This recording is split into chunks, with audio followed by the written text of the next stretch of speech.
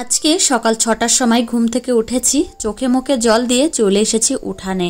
প্রত্যেকদিন সকালবেলা ঘুম থেকে উঠেই একটু উঠানে হাঁটাচলা করি, এতে কিন্তু মনটা অনেকটা পরিমাণে ফ্রেশ লাগে।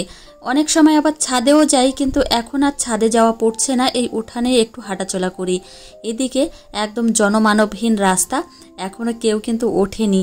আর আমার শাশুড়ি মা এদিকে ফুল তুলছে গাছে। সকাল সকালেই জামা কাপড়গুলো মেলে দিয়েছি। এইগুলো গতকালকে ধুয়ে দিয়েছিলাম, দুপুরবেলায় বৃষ্টি হয়েছিল, ওই জন্য একটা জামা কাপড়ও শুকায়নি। ওই জন্যই সকাল সকাল একদম সময় নষ্ট না করেই জামা কাপড়গুলো মেলে দিলাম, অন্তত হাওয়াতেও কিন্তু শুকাবে। তো হ্যালো বন্ধুরা, কেমন আছো তোমরা সবাই? আশা করছি তোমরা যে যেখানেই আছো প্রত্যেকেই খুব ভালো আছো এবং সুস্থ আছো। আমিও বেশ ভালো আছি। এস ফ্যামিলিতে তোমাদের সকলকে ওয়েলকাম এবং অনেক অনেক ভালোবাসা জানাই। তো এদিকে সকাল সকাল করেই রান্নাঘরে চলে এসেছি।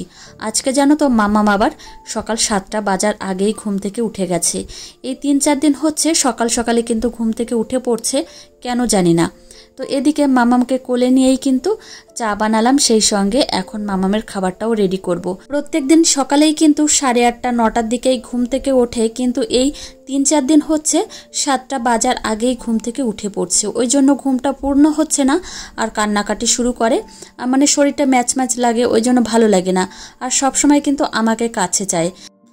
সকালের দিকেই কিন্তু কাজকর্ম একটু বেশি থাকে, আর এই সকাল সকাল যদি ঘুম থেকে উঠে পড়ে, সত্যি কথা বলতে কাজের একটু অসুবিধা হয়ই।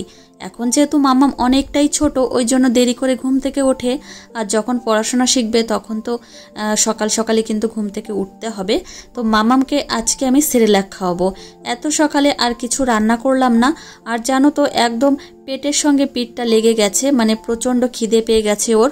ওই জন্য ভাবলাম কি সেরেল্যাকটাই খাইয়ে দেবো সকালবেলা। আর এখন আমি আবার রান্না বান্না করব। মাম্মাম আবার বাইরে কান্না করছে, আবার বারবার বাইরের দিকে তাকাচ্ছি। তো এই হচ্ছে একটা ব্যাপার, চিন্তা থাকে আর কি। বাচ্চা ঘুম থেকে উঠে গেলে ও কি করছে না করছে আর কান্না করছে, সমানে কিন্তু একদম কান্না করেই চলেছে। যাই হোক, সকালে রান্নাবান্নার পর্বটা মিটিয়ে এদিকে আবার বাইরে চলে এসেছি। এখন আবার জামা কাপড়গুলো ভিজিয়ে নেব। সকাল থেকেই কিন্তু ওয়েদার একদমই ভালো নেই, প্রচণ্ড গরম, সেই সঙ্গে মেঘলা আকাশ রয়েছে। এখন আমি এই যে গিজার থেকে গরম জল নিয়ে এসেছি, এখন বিছানার চাদরটা ভিজিয়ে রাখবো। আমি কিন্তু বিছানার চাদর একদম গরম জলের মধ্যে ভিজিয়ে রাখি, তাহলে কি হয় নোংরাটা তাড়াতাড়ি ছেড়ে যায়। তো এই যে দেখো বিছানার চাদর আর মশারি বের করে এনেছি, মশারিটাও আজকে ধুয়ে দেব।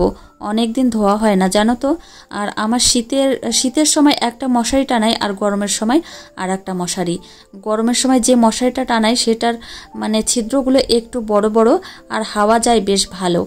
তো এদিকে এই গামলাটায় আমি বেডশিট সেই সঙ্গে মশারিটা ভিজিয়ে রাখলাম, আর অন্য মানে একটা গামলায় সেখানে আমাদের জামা কাপড়গুলো ভিজিয়ে রাখবো।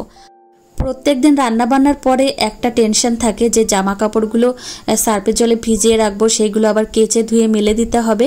আর এই যে আষাঢ় মাস শুরু হয়েছে, এখন কিন্তু একটা প্রবলেম থাকবে প্রত্যেকটা ঘরে ঘরে, সেটা হচ্ছে এই যে ভেজা জামা কাপড়। এই নিয়েই কিন্তু টানাটানি চলতেই থাকে। তো এই হচ্ছে ব্যাপার। এই যে গতকালকে বৃষ্টি হয়েছিল, সেই জন্য জামা কাপড়গুলো একটাও শুকায়নি। তো ওই জন্য এই যে আবার সকাল সকাল মেলে দিয়েছি। সকাল থেকেই কিন্তু ওয়েদারটা ভালো না, ওই জন্যই ভাবছি যে সকাল সকাল করে বিছানার চাদর সেই সঙ্গে জামা কাপড়গুলো ধুয়ে কখন মেলবো। তো এদিকে ফুলগুলো এত সুন্দর ফুটেছে জানো তো, যতদিন গরম থাকবে এইভাবে ফুটতেই থাকবে। আর ফুলের কালারটা কিন্তু বেশ ভালো লাগে আমার।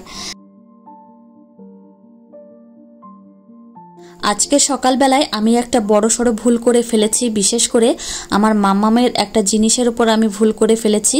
তো যাই হোক, না বুঝেই কিন্তু করেছি, তার জন্য তোমরা ভিডিওটি দেখতে থাকো, তাহলে কিন্তু বুঝতে পারবে। তো এদিকে মাম্মামের জলে পটটা আমি গরম জলে ফোটাতে দিয়েছি, সেই সঙ্গে এদিকে চা বানাচ্ছি মিস্ত্রিদের জন্য। প্রচণ্ড খারাপ লাগছিল জানো তো, এই সকাল সকাল এই কাজটি করে ফেলেছি।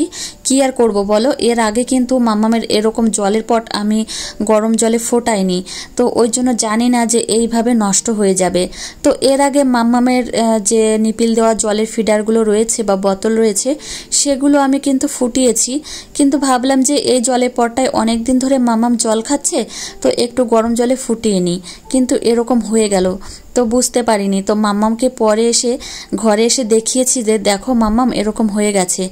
মাম্মাম মানে একটু কেমন হয়ে গেছিল, মানে ও চিন্তা করছে যে বোতলটা কেমন হয়ে গেল।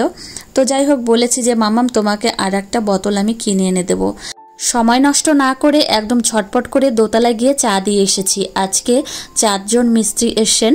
তো যাই হোক, তো এদিকে আবার নিচে চলে এসেছি, অনেকটা চা বেঁচেছিল, ভাবলাম যে এই চা দিয়েই আজকে রুটি খেয়ে নেব। আমার জন্য আর ভাত রান্না করিনি। এদিকে একটা রুটি বেঁচেছিল, তো একটা রুটিই আমি খাবো। আমার রুটি খেতে তেমন একটা ভালো লাগে না, বহু কষ্টে এই যে চা দিয়ে ভিজিয়ে খাচ্ছি। তো এদিকে তো বেশ ভালোই লাগে, একদম ছোট্টবেলা থেকে কিন্তু এইভাবে খেতাম। আজকে মন চাইলো যে এইভাবেই খাওয়া যাক, আর বিশেষ করে চাটা বাড়তে রয়েছে ওই জন্যই। আর সকালে সবাইকে রুটি বানিয়ে দিয়েছি, সেই সঙ্গে ডিমের অমলেট করে দিয়েছি। আর মামামকে সকালে তো সেরেলাক খাইয়েছি। তো এখন এই যে বাসন কোসন কিছু হয়েছে, আর সকালে খাওয়া দাওয়া আমার হয়ে গেল। আর এদিকে বাসন কোসনগুলো ধুয়ে রাখছি হাতে হাতে। মাম্মামের জন্মদিন প্রায় চলে আসলো। 19শে আগস্ট মাম্মামের জন্মদিন, 2 বছর পূর্ণ হবে। তো মনের মধ্যে অনেকটা আশা রয়েছে যে কিভাবে কি করব জন্মদিন। আর বিশেষ করে মাম্মামের 1 বছরের জন্মদিন তো অনেক বড় করে করেছি, কিন্তু 2 বছরের জন্মদিন তেমন বড় করে করব না, আত্মীয় স্বজন টুকিটাকি লোকজন কিন্তু বলবো। তো এদিকে রান্নাঘরটা কিন্তু পরিষ্কার হয়ে গেছে। আর আমি বিশেষ করে প্রকাশ করতে চাইছি না বা বলবো না তোমাদের এখনো পর্যন্ত যে কিভাবে কি মামামের জন্মদিনটা পালন করব। যখন সেই সময়টা আসবে তখন তোমাদের জানাবো। আর বিশেষ করে আমি বেশি আশা করে ফেললে সেই জিনিসটা হতে চায় না, ওই জন্যই। তো এদিকে দেখো বাসন কোসনগুলো এখন আমি সুন্দরভাবে এখানে গুছিয়ে রাখছি। এবছরে মাম্মামের জন্মদিনে তোমাদের দাদাভাইকে একটা জিনিস দিতে বলেছি। আমার অনেক দিনের ইচ্ছা, জানো তো, 1 বছর আগেই ইচ্ছা ছিল যে মাম্মামকে ওই জিনিসটা বানিয়ে দেব। তো তোমাদের দাদাভাই বলল কি যে মাম্মামের 2 বছরের জন্মদিন আসে তখনই কিন্তু বানিয়ে দেব। ওই জন্য আর জোর করিনি যে থাক তাহলে 2 বছরের জন্মদিনে দেওয়া যাবে। তো মনে কিন্তু খুবই ইচ্ছা যে মামামকে ওই জিনিসটা দেব। তো তোমাদের কিন্তু সব কিছুই শেয়ার করব আমি মামামকে কি গড়িয়ে দিই, বিশেষ করে সোনার জিনিসটাই হবে। তো অনেক দিন ধরেই কিন্তু ইচ্ছা, তো আমার মনের শখ বলতে পারো। তো এদিকে এই বাসন কোসনগুলো সুন্দরভাবে গুছিয়ে পরিপাটি করে নিয়েছি। আর বারান্দায় কিছু কাজকর্ম রয়েছে, সেইগুলো কিন্তু করব। গরমের সময় এত পরিমাণে জল খাওয়া পড়ে, সত্যি কথা বলতে অনেক জল খেতে হয়। ভাত খাওয়ার থেকে মনে হয় জলটাই বেশি খাওয়া পড়ে। তো এদিকে জলের বোতলগুলো এখন আমি ভর্তি করে রাখছি। কটা বোতল হয়েছে জানো তো, গুনে দেখলাম 22টা বোতল হয়েছে। তো সবগুলো এখন ভর্তি করব, আবার সন্ধ্যা নাগাদ আবার ভর্তি করতে হবে। তো এই 22টা বোতলের জল বলো তো কত জল থাকে। যাই হোক, তোমাদের সঙ্গে কথা বলতে বলতে কিন্তু এদিকে জলের বোতলগুলো ভর্তি করা হয়ে গেল। আর অনেক দিন আগে একজন দিদিভাই আমাকে জিজ্ঞাসা করেছিলে যে দিদিভাই মামামকে যে আপেল সিদ্ধ করে খাওয়াও কিভাবে খাওয়াও। তো তোমাদের আজকে দেখাবো বিশেষ করে ওই দিদিভাইকে যে আমি মামামকে কিভাবে আপেল সিদ্ধ করে খাওয়াই। তো এদিকে একটা আপেল আমি নিয়ে এসেছি, আর ভালো করে পরিষ্কার পরিচ্ছন্ন করে ধুয়ে নেব। তারপর কিন্তু এই যে ভালো করে আপেলের গায়ে যে খোসাটা রয়েছে, খোসাটা আমি এইভাবে ফেলে দেব। তো এইভাবে কিন্তু আপেলের খোসাটা আমি পরিষ্কার পরিচ্ছন্ন করে ফেলে দিই। আর আপেলের গায়ে যে খোসাটা থাকে একটুও যেন না থাকে। আদিশ্রীকে কিন্তু আমি 7 মাস বয়স থেকেই আপেল সিদ্ধ করে খাওয়াচ্ছি, এখনও কিন্তু খাওয়াই। ইচ্ছা আছে যে মামামের 2 বছর বয়স হয়ে যাবে তারপর থেকে কিন্তু আর খাওয়াবো না। এখন বিশেষ করে তেমনভাবে খাওয়ানোও পড়ে না, আর সেরেলাকটা কিন্তু খাওয়ানো অনেকটা কমিয়ে ফেলেছি। এখন কিন্তু বাড়ির খাবার দাবারই কিন্তু মামামকে বিশেষ করে খাওয়াই। তো যখন সময় বিশেষ অসুবিধায় হয় তখন কিন্তু মামামকে সেরেলাকটা খাইয়ে থাকি। যেমন আজকে সকালবেলা এমার্জেন্সির জন্য মামাম সকাল সকাল ঘুম থেকে উঠে গেছে, ওই জন্যই কিন্তু আজকে আমি সেরেলাকটা খাইয়েছি। এদিকে আপেলগুলো দেখলে তো আমি টুকরো টুকরো করে কেটে নিয়েছি। অবশ্যই কিন্তু আপেলের বীজগুলো ফেলে দিতে হবে। এদিকে ফ্রাই প্যানে আপেলগুলো নিয়ে নিয়েছি, এখন পরিমাণ মতো জল দিয়ে নেব। আর আজকের আপেলটা একটু বালি বালি টাইপের, বেশি আঠালো না, একটু বালি বালি টাইপের, ওই জন্য কিন্তু তাড়াতাড়ি সিদ্ধ হয়ে গেছে। বালি বালি টাইপের আপেলগুলো কিন্তু একটু বেশি সিদ্ধ হয়ে যায় তাড়াতাড়ি। তো এখন আমি এই বোলটাতে নামিয়ে রাখছি, যখন ঠান্ডা হয়ে যাবে তখন কিন্তু হাত দিয়ে মেখে মামামকে খাইয়ে দেবো। এখন যেহেতু মামাম বড় হয়েছে ওই জন্য হাত দিয়ে মাখিয়ে দিলে ও খেয়ে নেয়। আর এখন আবার এই যে দেখো মামাম ঘুমিয়ে পড়েছে সকাল 10টার সময়। মাম্মামের জন্য আপেল সিদ্ধটা করে রেখেছি। মাম্মাম কিন্তু খায়নি, ও ঘুমিয়ে পড়েছে। ওই জন্য কিন্তু ওকে ঘুম থেকে তুলে আবার 11টা নাগাদ খাইয়ে দেব। তো এদিকে আমি চলে এসেছি মাটির উনান যে ঘরে, সেই ঘরে। তো আমার শাশুড়িমা রান্না করছে আর এদিকে আমি সবজি কেটে দিচ্ছি। আজকে আমাদের বাড়িতে দুপুরবেলা কচু শাক রান্না হবে, ওই জন্য এই যে কচু শাক কাটছি। আর জানো তো, কচু শাক কাটতে আসলে হাত প্রচণ্ড পরিমাণে চুলকায়। তো আজকে তেমন একটা চুলকায়নি, কেননা হাতে আমি ভালো করে সর্ষের তেল লাগিয়ে নিয়েছি। আর সর্ষের তেল লাগিয়ে নিলে কিন্তু চুলকায় না অতটা পরিমাণে। তো এই হচ্ছে ব্যাপার। আর আমার শাশুড়িমা কিন্তু রান্না বান্না করছে।